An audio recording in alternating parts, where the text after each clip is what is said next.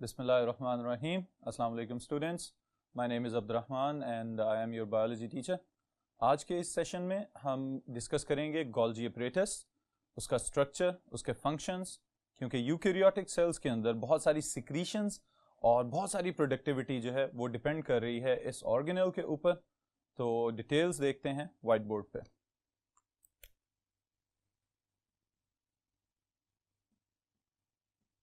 जी students, सबसे पहले हम इसके अपने नाम की बात करेंगे.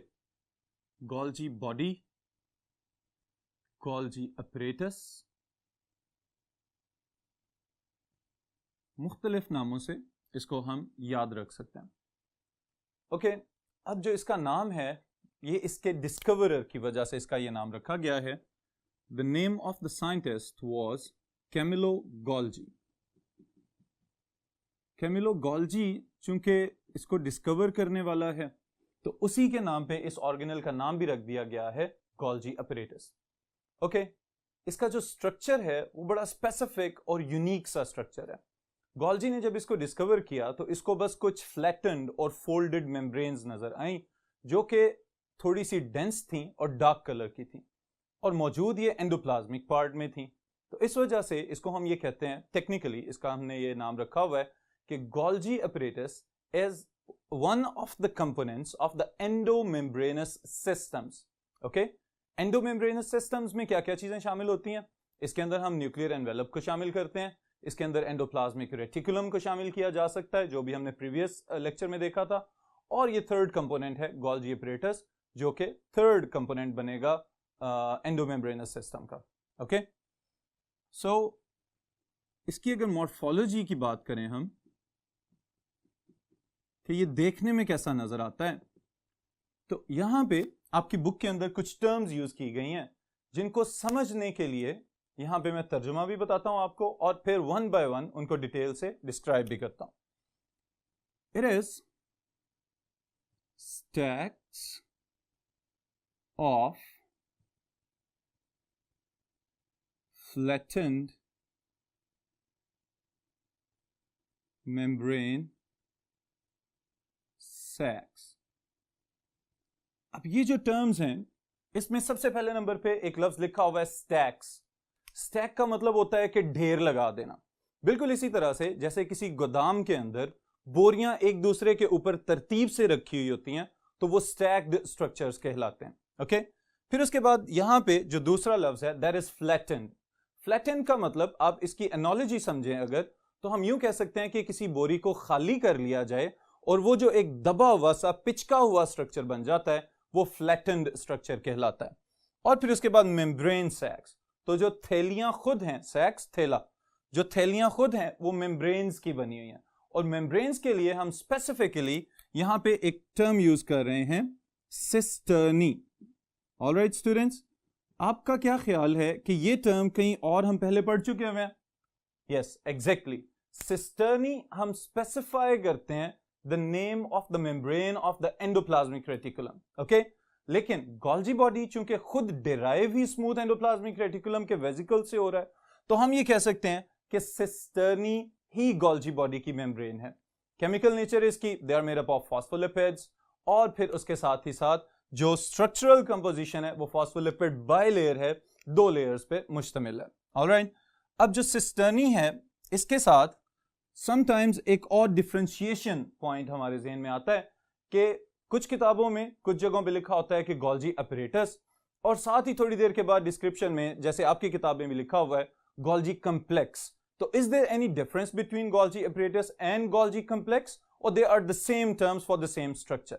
ओके, तो हम इसको एक बिल्कुल थिन लाइन के साथ डिफरेंशिएट करने लगे हैं, और वो क्या है कि when the cisternae are present along with associated vesicles. जो छोटे छोटे मेम्ब्रेन बाउंडेड स्ट्रक्चर्स बने होते हैं. This structure is now called Golgi complex. Alright students, अब देखें, अगर खाली मेम्ब्रेन्स हैं जिनका नाम हमने क्या रखा है, सिस्टर्नी, अगर सिस्टर्नी के फ्लैटेंड मेम्ब्रेनस सैक्स नजर आ रहे हैं तो that is Golgi apparatus, yes. और अगर उस गोल्जी अपरेटस के साथ एक साइड से अटैच्ड या एसोसिएटेड वेसिकल्स आपको निकलते हुए नजर आ रहे हो तो अब ये जो एक कम्प्लेक्स स्ट्रक्चर बनेगा इसको हम कहेंगे गोल्जी कम्प्लेक्स। ओके, तो this could be a short question कि what is the difference between Golgi apparatus and Golgi complex. Next अगर हम देखें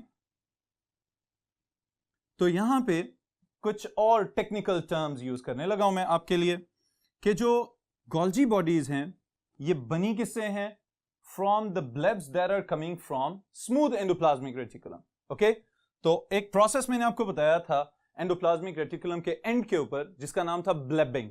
ओके, स्मूथ एंडोप्लाज्मिक रेटिकुलम की टिप्स के ऊपर से छोटे छोटे गोल गोल वेसिकल्स अलहदा होते रहते हैं, डीटैच होते रहते हैं, उस प्रोसेस को हम कहते हैं बडिंग ऑफ। ओके, वो अलहदा होते रहते हैं और बाद में इकट्ठे होके फ्लैटेंड सैक्स बना देते हैं जो कि गोल्जी बॉडीज कहलाता है।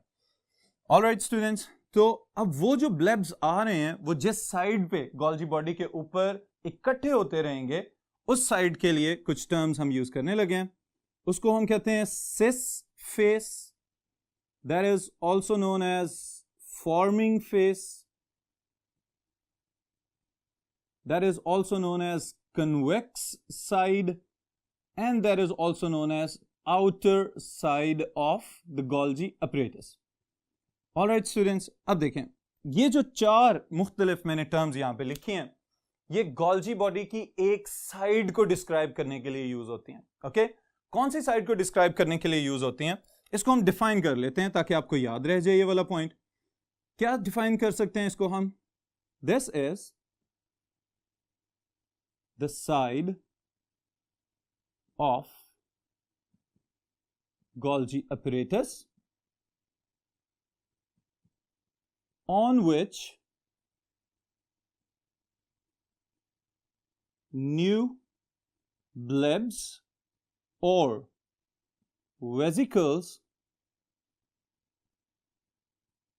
coming from smooth endoplasmic reticulum are continuously attached. All right students, ये गोल्जी apparatus की वो वाली साइड है जिसके ऊपर मुसलसल वेसिकल्स जो स्मूथ एंडोप्लाज्मिक रेटिकुलम रिलीज कर रहा है या बड ऑफ कर रहा है ब्लेबिंग के प्रोसेस के थ्रू, वो ब्लेब्स आपस में जुड़ते रहते हैं और आपस में अटैच होके बाद में फॉर्मिंग फेस के ऊपर आके जम जाते हैं, इकट्ठे हो जाते हैं, मिल जाते हैं और फिर उसके बाद ये गोल्जी अपरेटस को कंस्ट्रक्ट करने में कंट्रीब्यूट करते हैं। ऑलराइट, फिर इसी के साथ जो ऑपोजिट साइड है गोल्जी बॉडीज की, that is the other side, और इसको हम क्या कह सकते हैं, कनकेव फेस, कनकेव साइड, और ट्रांस फेस, और maturing face,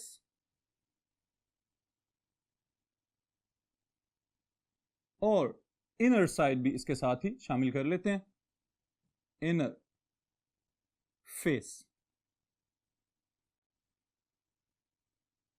ओके स्टूडेंट्स, तो अब ये हमारे पास दूसरी साइड की बात आ गई है, कनकेव जो अंदर की तरफ थोड़ा धंसा हुआ सा स्ट्रक्चर बनेगा, ट्रांस जहां से मटेरियल्स जो हैं अब प्रोडक्ट्स की फॉर्म में, फिनिश्ड प्रोडक्ट्स या फाइनल प्रोडक्ट्स की शक्ल में कन्वर्ट होकर निकलने वाले हैं, और फिर इसी तरह मैच्योरिंग और इनर फेस ये दूसरे नाम है जो इसके लिए इस्तेमाल हो सकते हैं। अब इसको भी हम डिफाइन कर लेते हैं, it is the side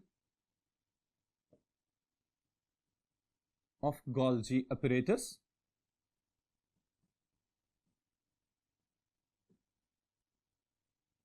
from which the product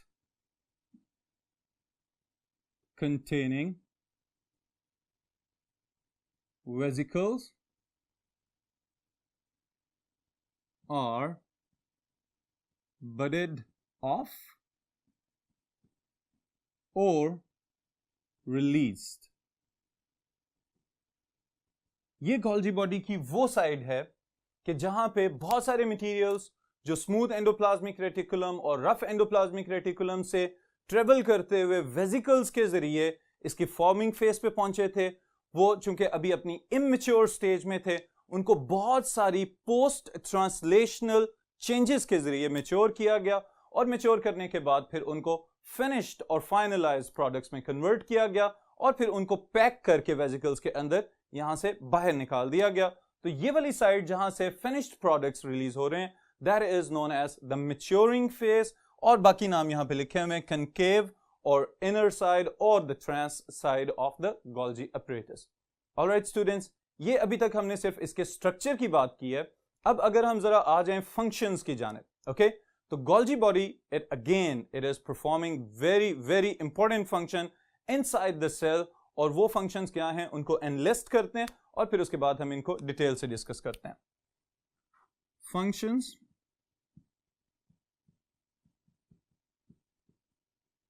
of Golgi apparatus.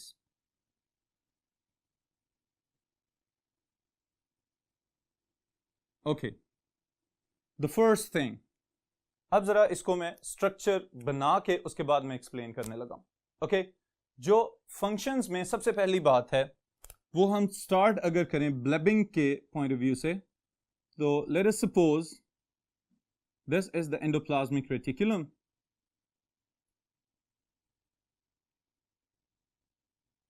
इस एंडोप्लाज्मिक रेटिकुलम के किनारों से ब्लेबिंग हो रही है. ओके, ब्लेबिंग, ये जो वेसिकल्स बन के रिलीज हो रहे हैं.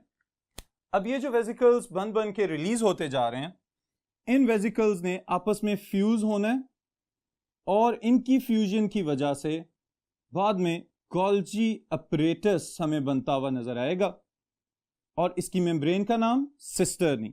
ओके, अब ये जो गोल्जी अपरेटस बना है यहां पे, ये जो डिफरेंट हमने स्टैक्ड स्ट्रक्चर्स यहां पे शो किए हैं, इन स्ट्रक्चर के अंदर अपने बहुत सारे एंजाइम्स हैं जहां पे डिफरेंट टाइप्स के जो मेटाबॉलिक प्रोडक्ट्स हैं और मेटाबॉलिक इंटरमीडिएट्स हैं उनको बनाया जाता है और फिर उनको फाइनल प्रोडक्ट्स में कन्वर्ट कर दिया जाता है. फिर यहां पे जो इनके टर्मिनल्स हैं, इनमें से कुछ वेसिकल्स रिलीज होते हुए या बर्ड ऑफ होते हुए नजर आ सकते हैं. ऑलराइट स्टूडेंट्स, अब ये एक बिल्कुल बेसिक सा स्ट्रक्चर में बना के आपको बताने लगा. One of the most important functions is secretions. Alright students, तो पहला फंक्शन इसका, इसी को हम मेंशन करते हैं यहां पे, जिसकी वजह से गोल्जी अपरेटस इतना ज्यादा सिग्निफिकेंट है यूकैरियोटिक सेल्स के अंदर. ओके, ऑलराइट स्टूडेंट्स, यहां पे एक नई बात मैं आपको बताने लगा हूं, और ये क्या है कि हमारी बॉडी का जो इम्यून सिस्टम है उसमें एक बहुत इंपॉर्टेंट फैक्टर है, there are the antibodies. Okay, अब ये जो एंटीबॉडीज हैं, they are what in chemical nature, they are proteins. Okay, proteins जितनी भी हैं ये सब की सब सेल्स के अंदर राइबोसोम्स बनाते हैं. और प्रीवियस सेशन में मैंने आपको बताया था कि जो राइबोसोम्स हैं, जो भी प्रोटीन्स बनाते हैं, वो एंडोप्लाज्मिक रेटिकुलम के ल्यूमेन में भेज देते हैं. वहां से वो ट्रेवल करते हुए पहुंच जाती हैं इनके ब्लेब्स में, और उन इमेच्योर प्रोटीन्स को बाद में गोल्जी बॉडीज जो हैं ये प्रोसेस करते हैं और फिर उनको उसके फिनिश्ड फॉर्म में कन्वर्ट कर देते हैं.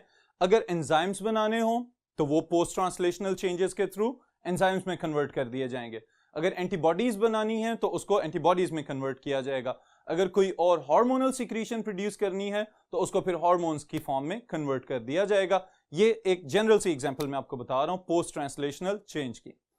अब जो बात यहां पे मैं आपको बताने लगा था वो ये है कि वो वाइट ब्लड सेल्स जिन्होंने एंटीबॉडीज प्रोड्यूस करनी होती हैं ताकि हमारी बॉडी मुसलसल हमें बहुत सारे जर्म्स और बहुत सारे इन्फेक्शन से बचा सके, तो वो antibody producing white blood cells they have more Golgi apparatus or Golgi complex systems in their cytoplasm as compared to non-secreting cells. Okay? जिन सेल्स ने ज्यादा सिक्रीशंस प्रोड्यूस करनी है उनके पास ज्यादा गोल्जी बॉडीज होंगे, और जिनके पास सिक्रीशंस निस्बतन कम होती हैं उनके अंदर गोल्जी बॉडीज की तादाद भी कम होगी. ऑलराइट स्टूडेंट्स, सो सबसे पहला काम सिक्रीशंस. फिर दूसरे नंबर पे sorting and packaging. Sorting and packaging, sort out करना, तरतीब लगा देना. ओके, यहां पे sorting से मुराद क्या है? तरतीब लगाना. अब इससे हम किस तरह से एक्सप्लेन कर सकते हैं या आप किस तरह से इसको समझ सकते हैं? तो आप बेटा ये बात याद रखेंगे कि राइबोसोम्स जो प्रोटीन्स बना रहे हैं उस वक्त उन प्रोटीन्स की डेस्टिनेशन अभी तक कंफर्म नहीं है. ऑलराइट, मैसेज तो न्यूक्लियस ने भेज दिया. जब न्यूक्लियस ने मैसेज भेजा तो वो रॉ फॉर्म में प्रोटीन्स बनती चली गई और वो प्रोटीन्स बाद में रफ एंडोप्लाज्मिक रेटिकुलम, फिर स्मूथ एंडोप्लाज्मिक रेटिकुलम के चैनल्स तक पहुंची और वहां से वो पहुंच गई गोल्जी बॉडीज के पास. अब गोल्जी बॉडीज ने सबसे पहले तरतीब लगानी होती है कि किन प्रोटीन्स को किस तरह के प्रोडक्ट्स में कन्वर्ट करना है. That is known as sorting. Alright, फिर उसके बाद वो तमाम तर प्रोसेसेस जिनके जरिए उन प्रोटीन्स को उनके मैच्योर प्रोडक्ट्स में कन्वर्ट कर दिया जाता है, वो चेंजेस लाई जाती हैं, वो सारे केमिकल रिएक्शंस मुकम्मल किए जाते हैं और उसके बाद फिर क्या किया जाता है? उनके इर्द गिर्द एक मेम्ब्रेनस कवर चढ़ा दिया जाता है. That is known as packaging. Alright, बिल्कुल इसी तरह से कि जैसे अगर हमारा लिविंग सेल एक बड़ी फैक्ट्री है तो उसमें जो पैकेजिंग डिपार्टमेंट है that is been regulated by the Golgi apparatus. Alright students, फिर उसके बाद एक इंपॉर्टेंट शॉर्ट क्वेश्चन भी है और ये इसका one of the most important structural function भी है. And this process is known as glycosylation. Okay, अब ये वर्ड देख के या सुन के कंफ्यूज होने की बिल्कुल जरूरत नहीं है. ओके स्टूडेंट्स, ग्लाइकोसिलेशन क्या चीज है? It is a modification process. Okay, modification process से क्या मुराद है कि ग्लाइको, इसको तो देख के समझ आ जानी चाहिए, हम कार्बोहाइड्रेट्स की बात कर रहे हैं.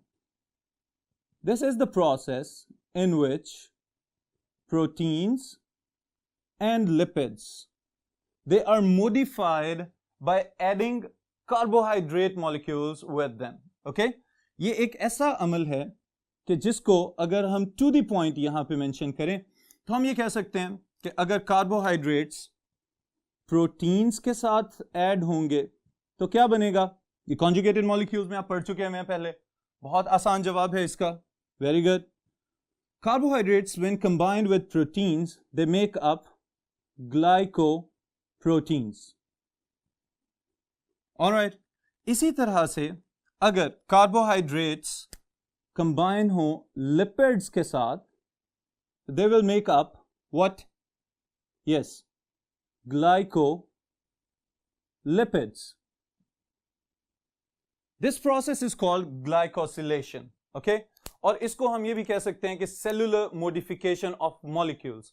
जो सिंपल ऑर्गेनिक मॉलिक्यूल्स है प्रोटीन्स और लिपिड्स की फॉर्म में, गोल्जी बॉडीज क्या कर रहा है? कार्बोहाइड्रेट्स को उनके साथ कंबाइन कर रहा है और कार्बोहाइड्रेट्स प्रोटीन्स के साथ कंबाइन होंगे तो it will make up glycoproteins, और अगर कार्बोहाइड्रेट्स लिपिड्स के साथ कंबाइन होंगे तो they will make up glycolipids. In molecules को बाद में फिर बहुत सारे स्ट्रक्चर्स बनाने के लिए इस्तेमाल किया जा सकता है. फॉर एग्जांपल, प्लाज्मा मेम्ब्रेन की सरफेस के ऊपर अगर कार्बोहाइड्रेट्स और प्रोटीन्स मौजूद हैं तो उनकी वजह से हम सेल्स की टाइप्स को एक दूसरे से डिस्टिंग्विश कर सकते हैं, आसानी से उनके दरमियान में फर्क जो है उसको समझा जा सकता है. तो this is one of the important function of this modification factor of Golgi bodies. Alright students, इसके बाद हम अभी डिस्कस करते हैं vacuoles.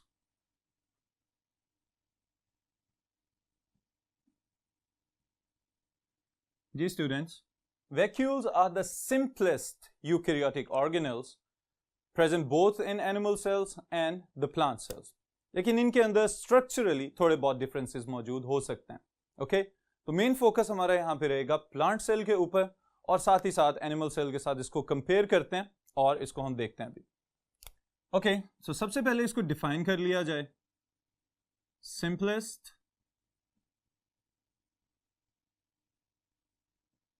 membrane bonded vesicles present in both animal and plant cells. Alright students, इनके अंदर कोई बहुत ज़्यादा कम्प्लेक्सिटी नहीं है. बाकी जैसे अभी हमने जो एंडोमेम्ब्रेनस सिस्टम की बात की, जिस तरह वहाँ पे एंडोप्लाज्मिक रेटिकुलम और जो गोल्गी एपरेटस वगैरह हैं, उस तरह के कम्प्लेक्स स्ट्रक्चर्स नहीं हैं, लेकिन इनकी भी अपनी एक इम्पोर्टेंस है, बेशक एनिमल सेल्स में हो या फिर प्लांट सेल्स में हो. एनिमल सेल्स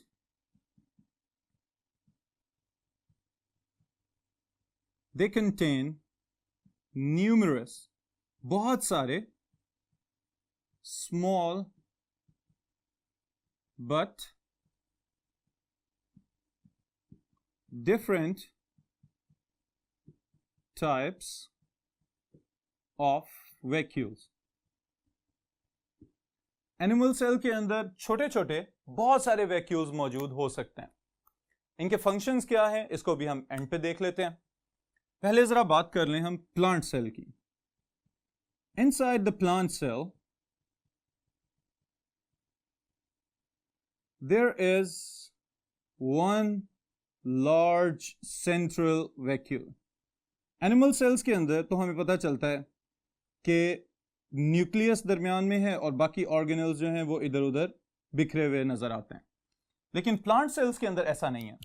प्लांट सेल्स के अंदर एक बहुत बड़े वैक्यूल की मौजूदगी की वजह से जो उसका अपना न्यूक्लियस और बाकी ऑर्गेनल्स हैं, इवन कि जो साइटोप्लाज्म है, वो भी धकेल दिया जाता है पेरिफेरी की तरफ, बैरूनी सतह की तरफ, और वो प्लाज्मा मेम्ब्रेन के साथ जो है वो प्रेशर के साथ धंसा जा रहा होता है. ऑलराइट स्टूडेंट्स, अब एनिमल सेल को अगर देखें तो यहां पे डिफरेंट टाइप्स के हैं और छोटे छोटे बहुत सारे वैक्यूल्स हैं. प्लांट सेल में एक ही बड़ा सा वैक्यूल है, जिसकी वजह से बाकी सब चीजें एक साइड पे जा चुकी हैं. लेकिन इसके साथ ही साथ इसकी सिग्निफिकेंस एनिमल सेल के वैक्यूल्स की निस्बत थोड़ी सी डिफरेंट है. ये ज्यादा इंपॉर्टेंट है प्लांट सेल के लिए. क्यों इंपॉर्टेंट है? सबसे पहले नंबर पे अगर हम इसकी मेम्ब्रेन की बात करें तो इसको एक स्पेशल नाम दिया गया है, और कुछ साइंटिस्ट तो ये कहते हैं कि it is not just a membrane, instead it is a complete membrane system. इसके अंदर बहुत सारे स्पेशलाइज्ड प्रोटीन्स मौजूद हैं जो कि जरूरत पेश आने पे एक्टिव ट्रांसपोर्ट और पैसिव ट्रांसपोर्ट और बाकी मटेरियल्स को इनवर्ड आउटवर्ड आराम से मूव करवा सकते हैं. ऑलराइट, तो इसकी मेम्ब्रेन को नाम दिया गया है टोनोप्लास्ट. अब इसी के अंदर एक और सिग्निफिकेंट पॉइंट में ऐड करने लगा हूं, that is known as the turgor pressure. जी स्टूडेंट्स, ये टर्म थोड़ी बहुत फेमिलियर है. ओके, अब इस टर्गर प्रेशर को अगर हम प्लांट सेल के रेफरेंस से देखें तो जितने भी इमेच्योर प्लांट्स होते हैं, जिनके अंदर अभी वुडी स्ट्रक्चर आपको नजर नहीं आना स्टार्ट हुआ, तो वहां पे सपोर्ट के लिए even inside the leaves of the plants, और जो हर्बेशियस प्लांट्स हैं उनके अंदर जो मेन सपोर्टिव रोल है that has been played by the turgor pressure. और टर्गर प्रेशर को कौन कंट्रोल कर रहा है? The vacuole of the plant cells. Okay, जैसे हम लोग नॉर्मली अपने इर्द गिर्द देखें तो ये पालक और धनिया और इस तरह के जो हर्ब्स हमें नजर आती हैं, जड़ी बूटियां, उन जड़ी बूटियों के अंदर कोई स्पेशल सपोर्टिव स्ट्रक्चर या कोई टिश्यू मौजूद नहीं है, तो वहां पे पानी को वैक्यूल्स के अंदर मूव किया जाता है. प्लांट सेल्स जो हैं वो टर्जिड हो जाते हैं, फूल जाते हैं, और फिर उनके उस फूलने वाले फैक्टर की वजह से पूरा प्लांट जो है वो इरेक्ट स्टेचर को मेंटेन करता है. वो पौधा जो है वो सीधा खड़ा रहता है अपनी नॉर्मल पोजीशन के अंदर. लेकिन जब भी अगर वाटर की थोड़ी सी कमी हो जाए तो उस सूरत में क्या होता है कि प्लांट्स दे इमीडिएटली विल्ट, वो मुरझा जाते हैं. ओके, तो ये वाली चीज के पौधों का फ्रेश रहना और उनका अपनी नॉर्मल पोजीशन को मेंटेन करना, this is one of the important functions of this plant cell vacuole. Alright students, फिर इसके साथ ही साथ मैं एग्जांपल्स के तौर पे आपको वैक्यूल्स की टाइप्स बताने लगा हूं कि जो नॉर्मली मौजूद हो सकती हैं both in the plant cells और in the animal cells. Okay, food vacuole,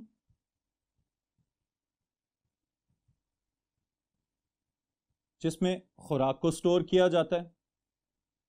फिर इसके साथ ही साथ जो सेकंड टाइप है that is contractile vacuole.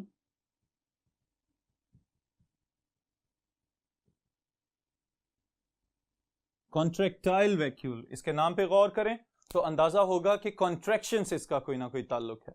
Yes, हमने प्लाज्मा मेम्ब्रेन के फंक्शंस में एक चीज पढ़ी थी, दैट वाज एक्सोसाइटोसिस. ओके, कि जितना भी एनिमल सेल या कोई भी प्लांट सेल जब कुछ खा पी लेता है तो उसके बाद उसने अपने एक्स्ट्रा मटेरियल्स को और अनडाइजेस्टेड फूड को बाहर भेजना होता है.